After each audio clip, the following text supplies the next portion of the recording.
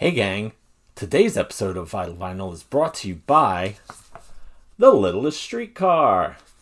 It's a children's book written and illustrated by me, and it tells the story of a little worker streetcar, or trolleys as they're known throughout the rest of the world, who wants to be like the bigger, prettier, cooler, more popular streetcars, and through a series of events realizes he's pretty awesome just the way he is. It's a 32-page hardcover full color children's book for kids ages 3 to 9. Don't have any kids ages 3 to 9 in your life, either directly or peripherally? Then this episode is brought to you by Bigfoot Frankenstein.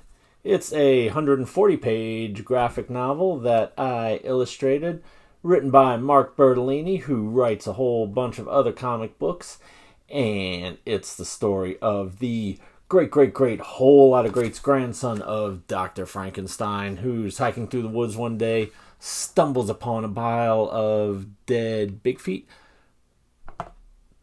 stitches together pieces of them, harnesses the power of lightning, and creates a new best pal. The two hit the road trying to figure out who's killing all the big feet.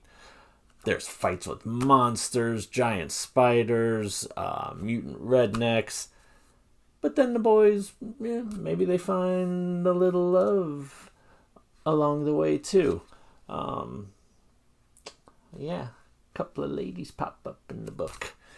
But, so if you're not looking for something ages teen and up, then this episode is brought to you by Hide. I cannot show you the pages in this because this is a really messed up horror graphic novel. It's about like 150, 160 pages long. It's the story of one day everyone over the age of 18 wakes up and just wants to murder the hell out of everyone under the age of 18. So yeah, it's got like a group of kids that kind of band together and try and fight off all the crazy grown-ups. Grown-ups aren't really crazy when they're just by themselves, but when they see like a kid, they just go banana balls and just want to, slaughter them till there's no more slaughtering to be done. So yep. Littlest Streetcar. Bigfoot Frankenstein. And Hide. You can find them all on my website, vernondraws.com, or on Amazon, Barnes & Noble. Google search for local shops in your area. So do it. Perfect. Just in time for the holiday season. Thanks.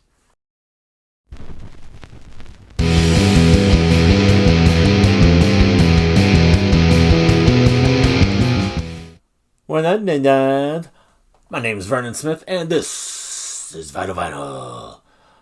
On today's episode, I'm going to skip right over the welcome part. Didn't mean to, so let's go back. If you're new to the program, welcome aboard. If you're a long-time lifer, fan, and follower, welcome back. Glad to have you here. Okay, so let's see. Today, we're going to be talking about a couple of fellas by the name of Hall Oates.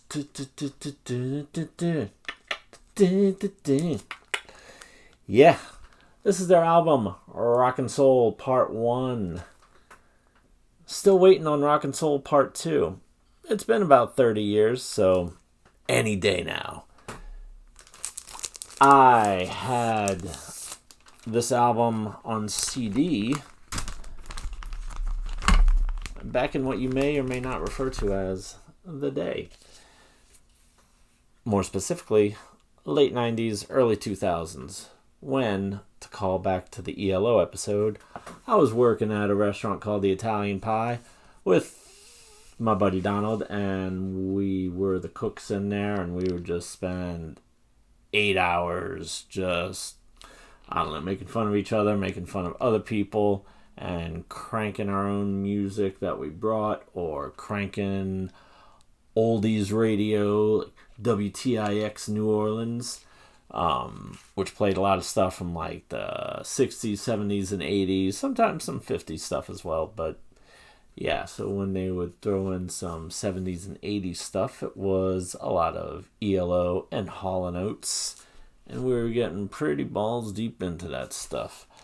So I picked this up on CD and brought it in there, and we would jam the ever-loving heck out of it. Pardon my French. Pretty solid album. Look at these hits. Sarah Smile, She's Gone, Rich Girl, Kiss on My List. Pff, you kidding me? You making my dreams come true? So do you, Hall & Oates. You make my dreams come true. You make them really come true. But I can't go for that. Private Eyes, I skipped you. Man Eater, One on One, Wait for Me, plus 2 bonus songs, 2 new songs, which I believe are Adult Education, which isn't really my favorite, and I forget what the other one is. Maybe I'll look at the record and see what it is. Let's see. Shall we? We shall.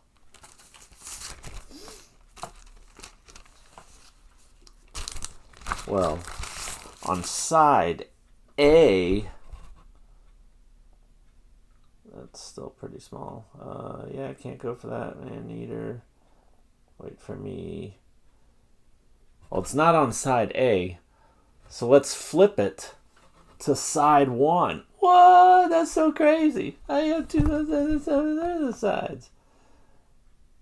Say It Isn't So. Did I say that one already? I didn't, so that's the other bonus song. Say it isn't so, oh, say it isn't. And then the other one's Adult Education. But Say It Isn't So, pretty awesome. Aside from Adult Education, this is a pretty freaking awesome album. And actually, Adult Education isn't that bad. So, all around, a definite hit. And yeah, the boys showing their sense of humor with side A and side 1. It's kind of like an Infinity record. Whoa.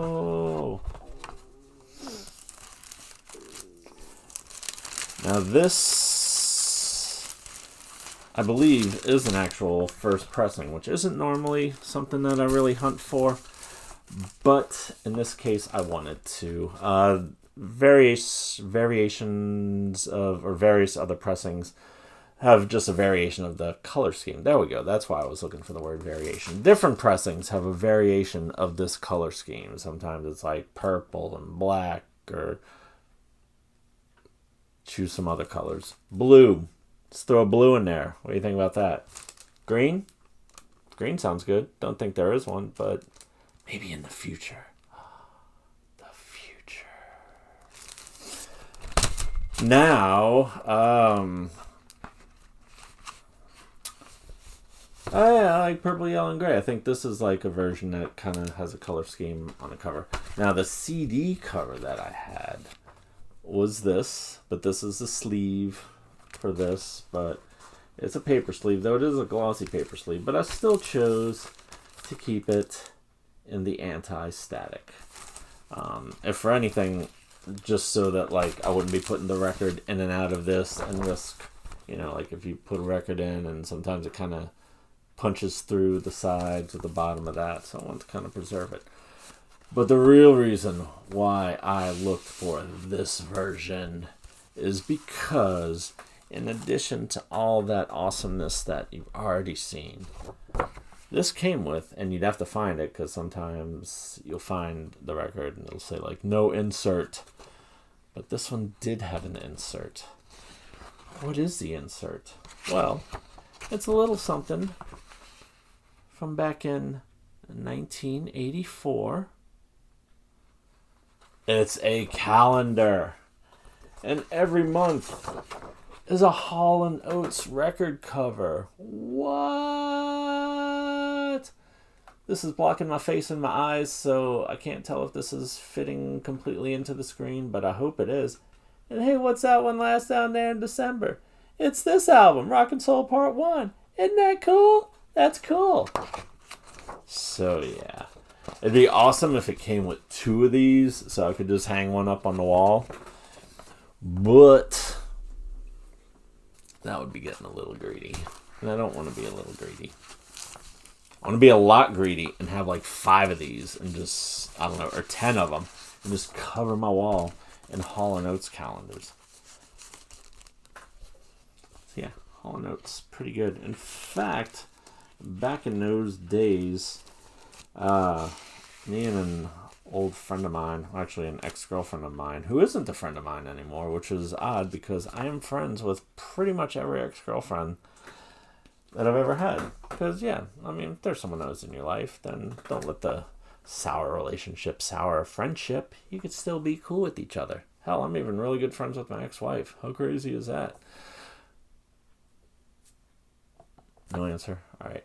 But yeah, but this crazy ex-girlfriend went really, really, really, really bad. But she and I did come up with a cool concept way back when called Hall Oates cereal. And it's basically a bowl of just whole oats and Hall's cough drops mixed together. And if you can eat a whole bowl without dying, you win. That's the prize. So that didn't really sell too well. Not a lot of people are interested in eating whole oats and Hall's menthol-liptus cough drops. I don't know if Halls are even still around, but Hall and Oates are, so that's pretty cool. Never saw them in concert. So that's all I got to say about that. Yeah. But if they ever came, I would totally go and see them. Because, like I said, they make my dreams come true. Ooh, ooh, ooh, ooh, oh yeah. And now I'm going to turn this off now. Because I said now twice in the same lyric, verse, something. So, alright. Let's see what we got for next time, shall we? Reaching into the record vault here. Oh, this is a good one. It's a soundtrack for a movie called Hollywood Nights. Look at that butt! Alright. So tune in next time to learn about the Hollywood Nights.